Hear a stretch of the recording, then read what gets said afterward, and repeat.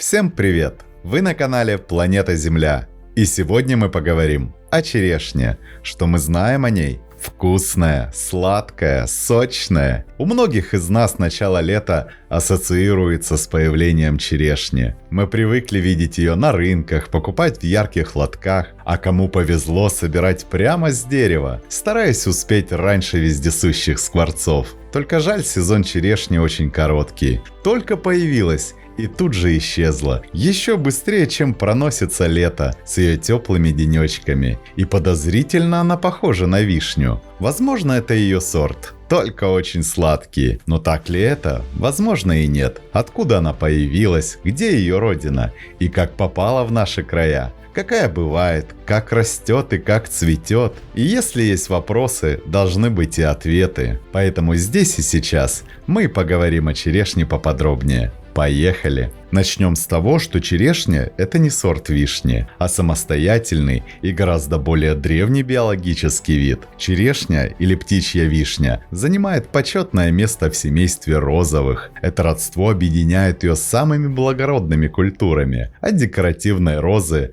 до наливной яблони. Однако в ботанической иерархии путь черешни более ветвист. Она входит в обширный род слива, который стал колыбелью для многих косточковых. Здесь соседствует и бархатистый персик, и солнечный абрикос. Но внутри этого огромного семейства черешня вместе с вишней и черемухой выделена в отдельный подрод вишня. И важно понимать, несмотря на общую фамилию с вишней обыкновенной, это разные виды растений. В дикой природе ее сразу выдает масштаб. Это дерево первой величины. Настоящий великан, способный достигать высоты 20, а то и 30 метров. В то время как вишня редко превышает 7 метров в высоту. Стволы их тоже не спутать. У черешни кора светлая, гладкая, с четкими горизонтальными линиями, а у вишни темная и грубая. Корневая система черешни отражает ее статус гиганта. Она имеет выраженный стержневой корень, который в первые годы уходит глубоко в почву, обеспечивая устойчивость. Однако основную массу составляют мощные горизонтальные ответвления. Важнейшее отличие от вишни здесь в том, что черешня практически не дает корневой поросли. Если вишневый сад за несколько лет может превратиться в непроходимые джунгли из-за деток, растущих от корней, то черешня сохраняет дисциплину. Одно дерево, один ствол. Это делает ее более удобной для садовода, но требует бережного отношения к корням, так как их повреждения дерево переносит болезненно. Даже листья служат верным паспортом. У черешни они крупные, тонкие и всегда понуро свисают вниз. А цветение черешни – одно из самых зрелищных явлений весны. Белые цветочки на очень длинных цветоножках собраны в небольшие зонтиковидные соцветия, по 2-4 штуки, и черешня зацветает до появления листьев или одновременно с ними. В этот момент дерево напоминает огромное белое облако. Это биологически оправдано. Так насекомым-опылителям легче заметить цветы среди голых ветвей. Мало кто задумывается, но сочная черешня – буквально результат работы крошечных авиалиний. Без опыления насекомыми, возможно, мы бы никогда не узнали этого вкуса. Пока мы строим города и спорим о будущем, под нашими ногами миллионы лет существует цивилизация, которая видела динозавров и, скорее всего, переживет нас всех. У издательства «Колибри» вышла книга Питера Купера «Инсектополис. История насекомых от Большого взрыва до наших дней». Сквозь потрясающие иллюстрации, от переливающихся экзоскелетов жуков до бархатистых крыльев мотыльков, мы видим историю Земли глазами самих насекомых. Здесь все. От доисторических стрекоз-гигантов до жуков, ориентирующихся по звездам. Как точно заметил Эрнан Диас, лауреат Пулитцеровской премии, «Инсектополис» навсегда изменит ваш взгляд на насекомых. Купер раскрывает перед нами чудеса часто игнорируемого царства членистоногих. А Билл Най, популяризатор науки, подчеркивает, если бы насекомые умели читать, у них получилась бы именно такая книга. Это идеальный подарок для тех, кто любит природу, увлекается зоологией или просто ищет эстетически интересную научно-популярную литературу, которая читается на одном дыхании. Да и формат позволяет погрузиться в детали, которые обычно ускользают от нашего внимания. Инсектополис – это история о том, насколько неразрывно связаны наши судьбы с миром, который мы привыкли не замечать. Присмотритесь к этой книге. Она обладает редким свойством менять привычную оптику и заставляет смотреть на мир вокруг совершенно иначе. А чтобы вы могли рассмотреть все сами, ссылочку на книгу я оставлю в описании. И, конечно же, ягоды. Плод черешни – это классическая костянка. Ее форма варьируется от идеально шаровидной до сердцевидной. Ягода черешни плотная, сладкая и практически лишена кислоты. Сок черешни чаще всего прозрачный, а при сборе ягода отделяется сухим отрывом, не повреждая кожицу. Вишня сочная, сладко-кислая или кислая, с характерным глубоким ароматом. Ее сок обычно темно-красный и сильно красящий. В отличие от черешни, вишня имеет мокрый отрыв. При снятии с плодоножки часто повреждается мякоть, из-за чего плод быстро пускает сок. Черешню человек специально не изобретал. Она является полноценным диким видом, созданным природой задолго до появления первых садов. Исконным домом, генетическим эпицентром черешни ученые палеоботаники называют 3 ключевых региона. Это Малая Азия, Кавказ и Крым. Именно здесь, в условиях долгого вегетационного периода и мягких зим, дикая черешня сформировалась как биологический вид. В этих регионах черешня иногда даже доминировала в составе широколиственных лесов в компании дуба, бука и граба. Однако она никогда не стремилась в глухую чащу. Дикая черешня – типичный житель опушек. Ей жизненно необходим солнечный свет, поэтому она выбирала края лесных массивов, просветы после падения старых деревьев и берега рек. Берега рек привлекали черешню не только светом, но и уникальным составом почвы. В отличие от вишни, способной выживать на скудных грунтах, дикая черешня – настоящая гурмашка. В природе она селится там, где почва богата гумусом, хорошо аэрируется, имеет нейтральный pH, кислые торфяники для нее зона смерти, и черешня никогда не стремилась на север. Ее физиология настроена на тепло. При падении температуры ниже минус 25-30 хрупкая древесина растрескивается, образуя морозобоины. А весенние заморозки – главная трагедия вида. Черешня зацветает очень рано, и один ночной заморозок может стерилизовать нежные цветочки.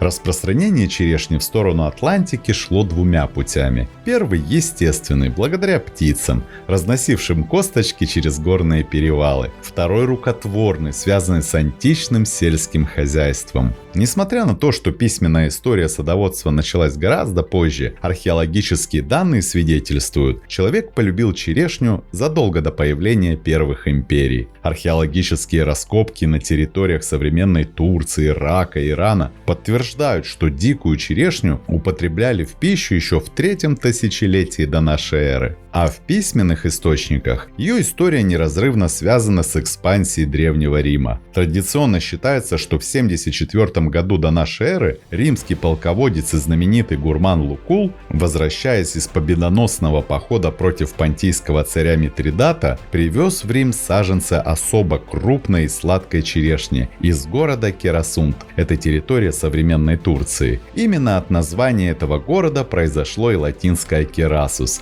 и наша черешня. Керасунт, город на берегу Черного моря, давший название черешни, был центром ее выращивания задолго до прихода римлян. Местные народы, включая понтийских греков и предков современных кавказских народов, культивировали ее веками.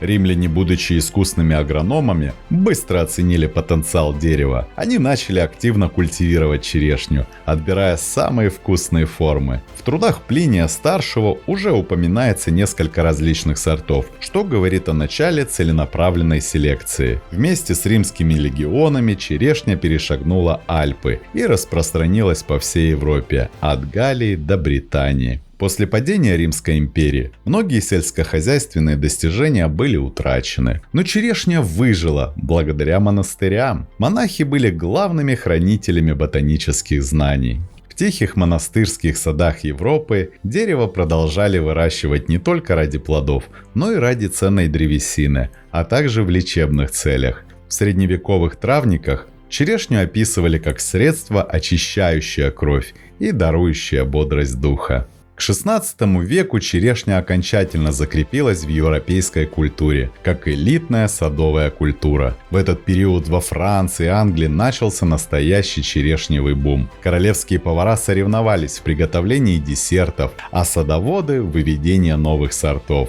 Именно тогда начало формироваться разделение сортов черешни на две большие группы – Гини и Бигара. Эти две категории определяют, какой будет структура мякоти, как долго сохранится урожай и для чего он лучше всего подойдет. Группа Гини объединяет сорта с мягкой, сочной и нежной мякотью. Это, как правило, ранние сорта, открывающие сезон. Их главная особенность – тающий вкус и очень тонкая кожица. Они идеальны для употребления прямо с дерева и особенно нравятся детям. Обладают прозрачным или слабо окрашенным соком. Например, апрелька. Она была первым золотом весны. На юге Европы ее собирали уже в апреле, в России в мае. Или, например, старинный сорт белая Винклера. Сорт появился в Германии в начале 19 века. Его отцом и распространителем считается немецкий садовод и помолог из города Губин, Бранденбург, Винклер. А у Бигара хрящеватая мякоть, которая буквально хрустит при надкусывании. Они более транспортабельны. Эти ягоды можно перевозить на большие расстояния и хранить в прохладе неделями. При термической обработке они сохраняют форму, не превращаясь в кашу. И большинство сортов Бигара созревают позже и требуют больше солнца для набора сладости. Самыми знаменитыми в ту пору Бигара по праву считаются Наполеон и Драгана желтая. Наполеон – отец коммерческой черешни с хрустящей розово-боковой мякотью, ставшей мировым эталоном транспортабельности, а Драгана желтая – немецкая легенда 18 века, прославившаяся плотными медовыми плодами. Также появилась и еще одна группа – это дюки, уникальные гибриды черешни и вишни, впервые появившиеся в 17 веке. Они объединяют в себе лучшие качества родителей – сладость и размер черешни с высокой зимостойкостью и пикантной кислинкой вишни. Дюки устойчивы ко многим болезням, но требуют соседства опылителей для хорошего урожая, впрочем, как и большинство сортов черешни. В 17 веке черешня отправилась покорять новый свет. Европейские колонисты везли саженцы через океан в Америку. С этого момента культура стала по-настоящему глобальной. Если античность дала черешне имя, а средневековье сохранило ее в монастырских садах, то 19 и 20 века стали эпохой ее истинного перерождения. Именно в это время стихийный отбор сменился точным научным расчетом. Селекционеры поставили перед собой дерзкую задачу – разорвать цепи климатической зависимости и превратить капризную южанку в стойкого жителя северных широт. Фундамент современного прогресса заложил выдающийся биолог и селекционер Иван Владимирович Мичурин. Он первым осознал, что простой перенос южных деревьев на север обречен на провал. Они неизбежно гибли от морозов. Мичурин предложил метод отдаленной гибридизации. Суть его заключалась в скрещивании крупноплодных, сладких, но нежных южных сортов с дикими формами, обладающими железным иммунитетом к холоду. Благодаря его трудам появились первые северные гибриды, которые сочетали в себе невозможные ранние качества, сладость десертного плода и способность выдерживать суровые зимы. Это такие сорта, например, как Первенец, Козловская и Мичуринская. После Мичурина центр тяжести селекции переместился в специализированные институты. Одним из самых значимых имен в истории русской черешни является Костин. Работая в Центральной генетической лаборатории, он сосредоточился на том, чтобы привить черешне выносливость вишни. Его работа позволила культуре выйти за пределы черноземной зоны. Юлия, пожалуй, самый успешный и известный сорт Костина, настоящий эталон зимостойкости среди бигара. Плоды кремово-желтые, с ярким розовым румянцем. Мякоть очень плотная, хрустящая, десертного вкуса. На юге же, в Мелитополе, работала другая группа ученых, среди которых выделяется Михаил Аратовский. Михаил Тимофеевич Аратовский – это легенда советской помологии. Человек, который превратил Мелитополь в черешневую столицу. Работая на Мелитопольской опытной станции садоводства, он создал более 30 сортов, многие из которых до сих пор являются непревзойденными эталонами по размеру и вкусу. Он создал сорта-гиганты, такие как Валерий Чкалов, Этот сорт стал эталоном крупноплодности и вкуса для всего постсоветского пространства. А сорт крупноплодная, пожалуй, главный триумф Аратовского и Туровцева. Название говорит само за себя. В то время это был мировой рекорд. Масса ягод стабильно до 15 грамм. Отдельные плоды до 18. Это темно-красная, очень плотная черешня с хрустящей мякотью. Ягода обладает сухим отрывом. Она не течет при сборе и может храниться в холодильнике до 2 недель. Аратовский сумел совместить раннее созревание с невероятным размером плода, что раньше считалось биологически невозможным. Драгана желтая, как уже упоминалось, сорт старинный, немецкий, автор саксонский аптекарь Дроган. Но в СССР его второе рождение и массовое районирование обеспечили специалисты Никитского ботанического сада и лично селекционер Иван Николаевич Рябов. Рябов адаптировал этот сорт, откуда он триумфально разошелся по всем республикам Союза. Маина Владимировна Каньшина, выдающийся селекционер, хозяйка брянской черешни, совершившая прорыв в продвижении культуры на север. Работая во ВНИИ Люпина, она создала уникальную линейку сортов, способных выдерживать суровые зимы Центральной России. Ее творения — это Ипуть, Ревна, Тючевка, Брянская розовая и Веда — стали эталонами выносливости. Каньшина смогла объединить в одном растении южную сладость и северный иммунитет. Ее сорта отличаются не только морозостойкостью древесины и почек, но и устойчивостью к опасному кокомикозу. Благодаря ее трудам черешня перестала быть экзотикой для Подмосковья и соседних областей, превратившись в надежную садовую культуру. Евдоким Семенович Тетерев, выдающийся советский селекционер, посвятивший жизнь продвижению черешни на север. Работая на Ленинградской плодоовощной опытной станции, он совершил научный подвиг. В условиях сурового климата Ленинградской области вывел сорта, способные выдерживать морозы до минус 35 градусов. Его главная гордость — сорта ленинградская черная, ленинградская розовая и ленинградская желтая. Тетерев использовал метод многоступенчатых скрещиваний, адаптируя южную культуру к короткому лету и длинным северным зимам. Его сорта отличаются не только феноменальной зимостойкостью, но и отличным вкусом. Благодаря Тетереву черешня перестала быть южанкой и успешно обосновалась в садах северо-запада, радуя садоводов ежегодными урожаями медовых ягод. Лилия Ивановна Тараненко, выдающийся селекционер, королева донецкой черешни, чей вклад в науку признан во всем мире. Работая на Донецкой опытной станции садоводства, она создала более 20 сортов, ставших эталонами вкуса и выносливости. Ее главная заслуга — выведение суперсортов из Драганы желтой и Валерия Чкалова, что дало жизнь знаменитой Ярославне. Лилия Ивановна работала над повышением морозостойкости цветковых почек, что позволило черешне плодоносить даже после суровых степных зим. Ее сорта Аннушка, Аэлита, Этика, Донецкая красавица отличаются идеальным балансом сахара, плотной мякотью и устойчивостью к засухе.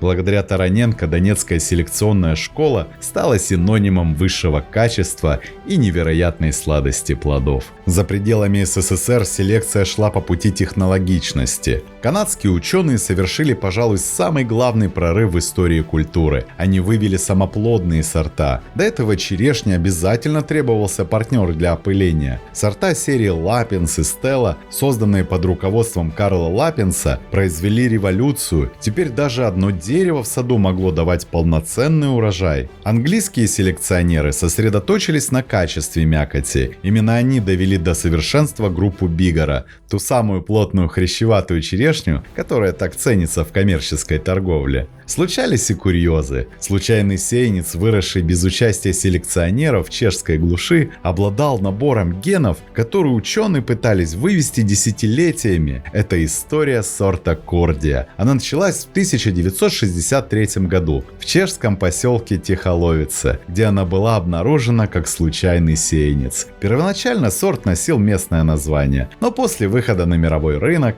был переименован в Кордию. Эта черешня быстро завоевала статус коммерческого эталона и получила прозвище «Черный бриллиант». Главная ценность сорта в его безупречной эстетике и выносливости. Крупные сердцевидные плоды обладают темным цветом, зеркальным блеском и изысканным вкусом. Благодаря прочной кожице кордия не растрескивается в дожди и идеально переносит транспортировку. Сегодня кордия является одним из основных экспортных сортов не только в Европе, но и в Чили, Австралии и Новой Зеландии. В США ключевую роль сыграл Сет Левелинг, который в 19 веке вывел сорт Бинг. На сегодняшний день это самый выращиваемый сорт черешни в мире. Левелинг был сторонником жесткого отбора. Он высаживал тысячи сеянцев и оставлял лишь единицы, обладающие идеальным блеском, твердостью и сладостью. Современная американская селекция сегодня фокусируется на устойчивости к растрескиванию плодов от дождя. Также идет активная работа над колоновидными формами, которые позволяют выращивать черешню на крошечных участках. Колоновидная черешня – это скорее торжество агротехники и селекции, чем природная данность. В отличие от яблонь, у которых за вертикальный рост отвечает конкретный ген, черешня по своей сути остается ветвистым деревом. Однако современные сорта спуры, например Хелена или Сильвия, максимально приближены к этому идеалу. Они обладают укороченными междоузлиями. Плодовые почки расположены так густо, что в период созревания ствол буквально облеплен ягодами, напоминая ярко-красную колонну. Но важно помнить, колоновидная форма черешни – это лишь форма. Без ежегодной контурной обрезки боковых веточек дерево со временем попытается вернуться к своей естественной раскидистой форме. Кроме того, такие сорта часто прививаются на карликовые подвои, что требует от садовода более внимательного полива и подкормок. В послевоенные десятилетия селекция черешни вышла на промышленный уровень. Ученые в СССР, Европе и Северной Америке начали работать над узкими специфическими проблемами. Главным врагом черешни в умеренном климате были не столько сами морозы, сколько коварные весенние оттепели. Селекционеры научились создавать сорта с длительным периодом глубокого покоя. Такие деревья просыпаются позже остальных, а значит их нежные цветочки не попадают под возвратные заморозки. Сегодня селекция — это не только полевые испытания, но и работа с ДНК. Современные ученые, такие как Эми и Езони в Мичиганском университете, используют молекулярные маркеры. Это позволяет предсказать вкус и размер плодов еще на стадии крошечного ростка, не дожидаясь 5 лет до первого урожая. Благодаря труду этих людей, разделенных десятилетиями и государственными границами, современная черешня стала универсальной культурой. Каждый сорт – это результат тысяч экспериментов, от мичуринских опытов с дичками до современных канадских технологий самоопыления. Мир культурной черешни огромен и насчитывает тысячи сортов. Чтобы не запутаться в этом изобилии, садоводы и ученые-помологи используют четкую систему классификации, которая разделяет сорта по времени сбора, внешним признакам и по структуре самой мякоти. Черешня культура скоротечная, поэтому селекционеры создали сорта, которые сменяют друг друга на протяжении буквально 2-3 месяцев. Ранние это сорта открывают сезон. Самые известные июньская ранняя или легендарный Валерий Чкалов. У них крупные темно-красные плоды, которые первыми спасают нас от витаминного голода. Средний это конец июня, начало июля. Золотая середина сезона. Сорта вроде Дончанки или Ярославны отличаются сбалансированным вкусом и более высокой устойчивостью к капризам погоды. И поздние, середина июля. Эти сорта позволяют продлить удовольствие. Июльская розовая или брянская розовая часто обладают повышенной зимостойкостью, что делает их фаворитами в более северных регионах. А цвет черешни – это не только эстетика, но и разный химический состав. Желтые, например, драгана желтая, считаются самыми сладкими, так как в них меньше кислот. Розовые, нежные сорта вроде ленинградской розовой, у них очень нарядный вид, желтый фон с эффектным розовым или красным румянцем. И черные, темно-бордовые, сорта такие как Черный Орел или Наполеон Черный, они содержат максимальное количество антоцианов и отличаются самым насыщенным винным вкусом. А само выращивание черешни требует строгого соблюдения биологического регламента. Это дерево требует максимального освещения. Любая тень снижает сахаристость и урожайность. Идеальной локацией станет защищенный от северных ветров южный склон с плодородным суглинком и глубоким залеганием влиянием грунтовых вод. Посадку проводят исключительно весной, обеспечивая саженцам простор. И главный секрет успеха – перекрестное опыление. Большинство сортов самобесплодны, поэтому в саду обязательно 2-3 разных партнера, совпадающих с сроками цветения. Критически важна и формировка кроны. Из-за природного стремления к гигантизму черешня склонна к образованию мощных вертикальных побегов. Садовод должен ежегодно сдерживать рост дерева в пределах 3-4 метров, удаляя волчки и переводя энергию на боковые веточки. Только системная обрезка и грамотное соседство сортов превращают буйно растущее дерево в стабильно плодоносящий сад. Черешня – парадоксальное растение в плане влаги. С одной стороны, из-за огромной листовой поверхности она испаряет колоссальное количество воды и требует регулярного полива, а с другой стороны, она абсолютно не выносит переувлажнения почвы. Если в период созревания плодов после засухи проходит сильный дождь, кожица черешни не выдерживает резкого притока влаги и лопается. Это связано с тем, что осмотическое давление внутри ягоды мгновенно возрастает, разрывая ее изнутри. Это одна из главных проблем, над которой до сих пор бьются селекционеры всего мира. Черешня способна на взрывной рост, но требует деликатной защиты от холода и строгого контроля водного баланса. Понимая эти особенности, садовод может превратить капризного лесного великана в надежного обитателя своего сада. И несмотря на природную выносливость, не считая лютых морозов, черешня требует защиты от специфических угроз. Основную опасность представляют грибковые инфекции – манилиоз и кокомикоз, которые стремительно развиваются при высокой влажности, поражая завязи и листву. И вредители также не дремлют. Вишневая муха часто становится причиной порчи сортов, делая плоды непригодными для еды. Ну и куда денешь скворцов? Конечно же, главными конкурентами садовода остаются птицы. Оправдывая латинское название «птичья вишня», пернатые способны уничтожить урожай за считанные часы. И здесь единственным по-настоящему эффективным средством защиты сегодня признаны не пугало, а специальные мелкоячеистые сетки, которые полностью укрывают крону дерева в период созревания ягод.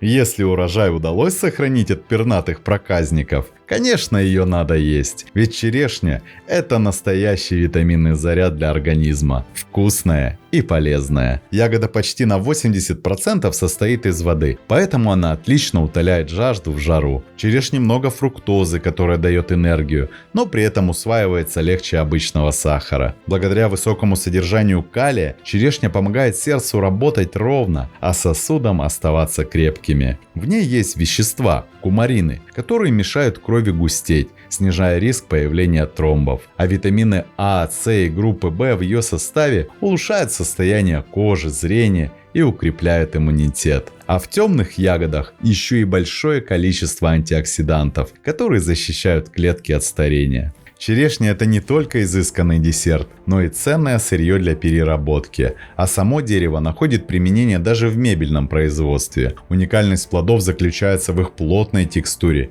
и высоком содержании сахара, что открывает широкие возможности для творчества на кухне и за ее пределами. Благодаря природной сладости она не требует сахара и отлично дополняет йогурты, каши или летние салаты с мягкими сырами. Варенье из черешни ценят за текстуру. Плотные сорта не развариваются и сохраняют форму, а компоты из нее получаются мягкими и очень нравятся детям. Черешня – это скоротечный, но яркий праздник, открывающий двери в настоящее лето. Пусть ее сезон недолг, однако за эти несколько недель оно успевает подарить нам колоссальный запас бодрости и здоровья. Каждая глянцевая ягодка, налитая солнцем, несет в себе труд поколений ученых и селекционеров, которые годами отбирали лучшие вкусы и формы для наших садов. Пусть ее присутствие на прилавках мимолетно, она оставляет долгое послевкусие радости. Черешня учит нас ценить момент. Ее медовая сладость, хрустящая мякоть и живительная свежесть становятся лучшим напоминанием о щедрости природы. Это короткое, но прекрасное время наполняет нас энергией, помогая с улыбкой встречать новый день. Смотрим, слушаем, записываем, подписываемся. Не забываем ставить лайки и делиться этим видео с друзьями. Это очень помогает продвижению. С вами канал Планета Земля.